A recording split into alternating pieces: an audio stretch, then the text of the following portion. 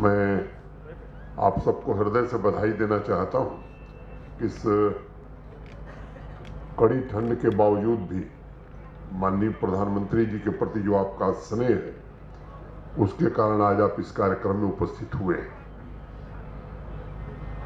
मैं अनेक बार एक बात कहता हूं कि पिछले 9-10 वर्षों में इस देश की केवल राजनीतिक शब्दावली नहीं बल्कि देश की कार्य संस्कृति में एक बड़ा बदलाव आया है और वास्तव में चीजें जमीन पर कैसे उतरती हैं ये देश का सामान्य आदमी महसूस कर रहा है।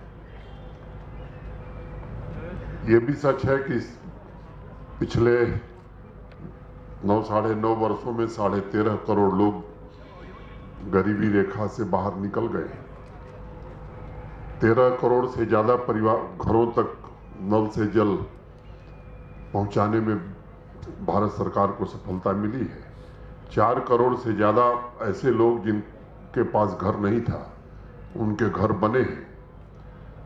50 करोड़ से ज्यादा लोगों को 5 लाख रुपए तक के मुफ्त इलाज का प्रबंध हुआ है। ऐसे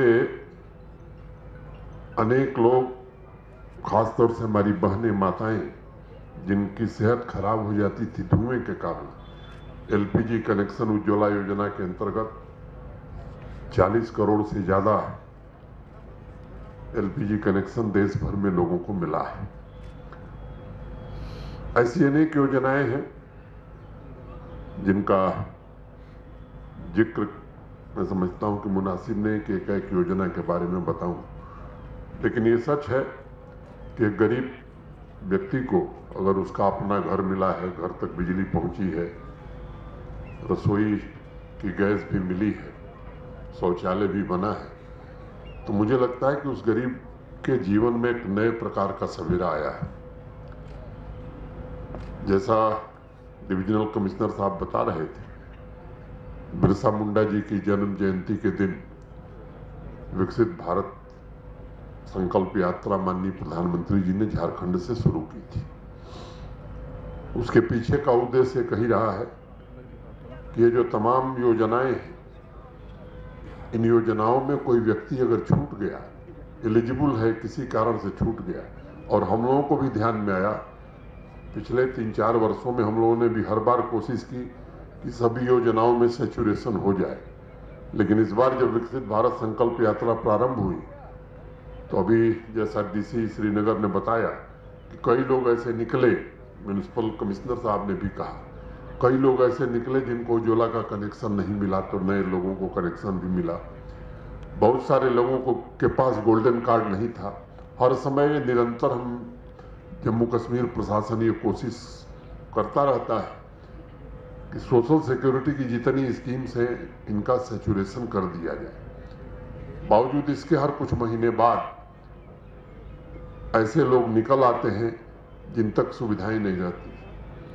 मुझे लगता है कि इस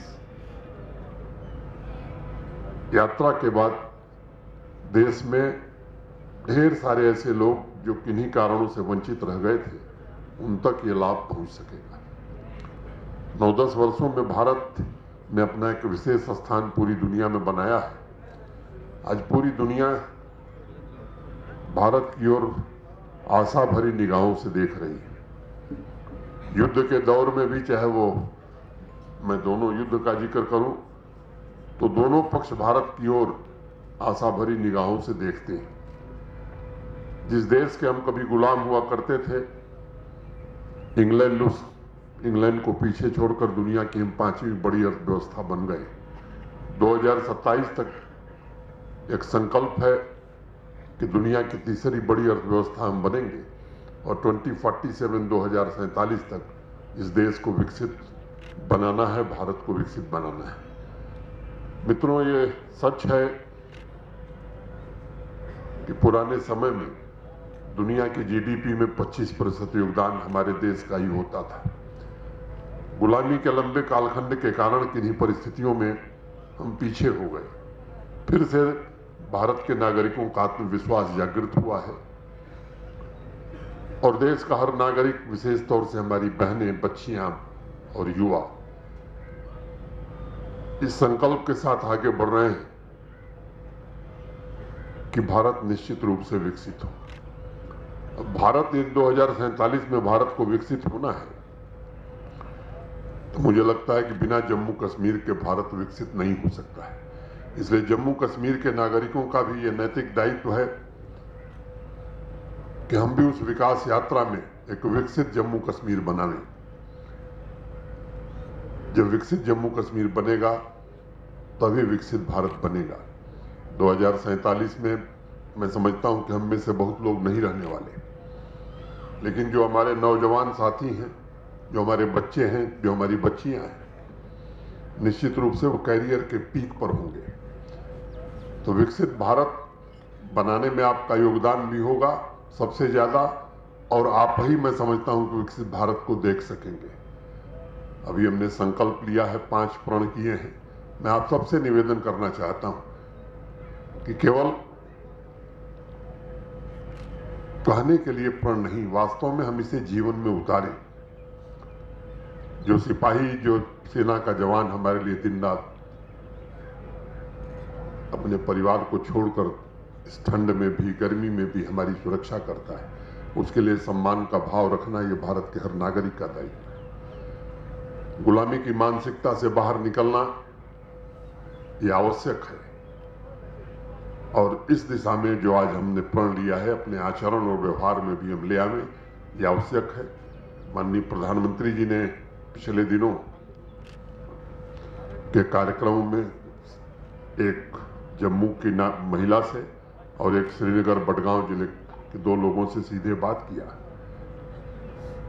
मैं आपको बताना चाहता हूं कि हमारी जम्मू कश्मीर की आबादी 1% है पूरे देश की, लेकिन अनेक कार्यक्रमों में जम्मू कश्मीर ने अपना विशेष स्थान बनाया है।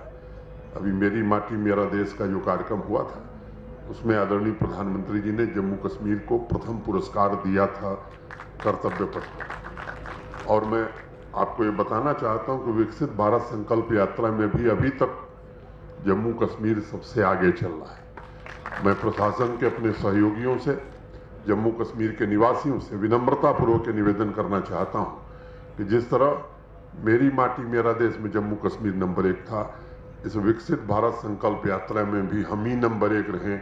अब जो शेष दिन बचे हैं उसके लिए हम सबको मिल करके एक साथ एकजुट होकर प्रयास करना है। मैं आप सबको नववर्ष की हार्दिक शुभकामनाएं देता हूं और आपको भरोसा देना चाहता हूं कि जम्मू कश्मीर प्रशासन आपकी समस्याओं के समाधान के लिए सदैव तत्पर है और हर संभव कोशिश की जाएगी। बिजली की भी दिक्कत अब नहीं है, मैं ये जानता हूं। ट्रांसफार्मर भी सामान्यतः 24 घंटे में बदल जा रहे हैं, और कल डिविजनल कमिश्नर साहब मुझे बता रहे थे कि हम खुद भी मॉनिटर कर रहे हैं। प्रतिदिन मैं भी शाम को देखता हूं कि बिजली की सप्लाई कितनी हुई, किस शहर में कितनी हुई। तो मैं समझता हूं कि जो आपको जरूरी चीजें हैं वो निश्चित रूप से मुहैया हो, इसका हर इंतजाम किया जा रहा है। आथर साहब और श्रीनगर म्यूनिसिपल कॉरपोरेशन और स्मार्ट सिटी ने वास्तव में एक अर्बन ट्रांसफॉर्मेशन का विशेष, मैं कहूं कि नमूना या उदाहरण श्रीनगर शहर में बनाया है, और पूरे देश में इसकी आज चर्चा है। और 31 दिसंबर की रात का वीडियो जितने लोगों ने देश में देखा है, मैं समझता हूं कि पुरातन जो गौरव रहा है, प्राचीन गौरव जो श्रीनगर का रहा है, कश्मीर का, जिसके लिए कश्मीर और श्रीनगर जाना जाता था, हम उस गौरव को फिर से प्राप्त कर रहे हैं। प्रशासन बिना नागरिकों के सहयोग से कोई भी उपलब्धि नहीं हासिल कर सकता। तो मैं श्रीनगर के निवासियों को विशेष रूप से बधाई देना चाहता हूं, कश्मीर के निवासियों को, नागरिकों को, और उनसे अनुरोध करना चाहता हूं कि इस यात्रा में भी आप सब सहयोग करिए। बहुत बहुत धन्यवाद। जय हिंद, जय भारत।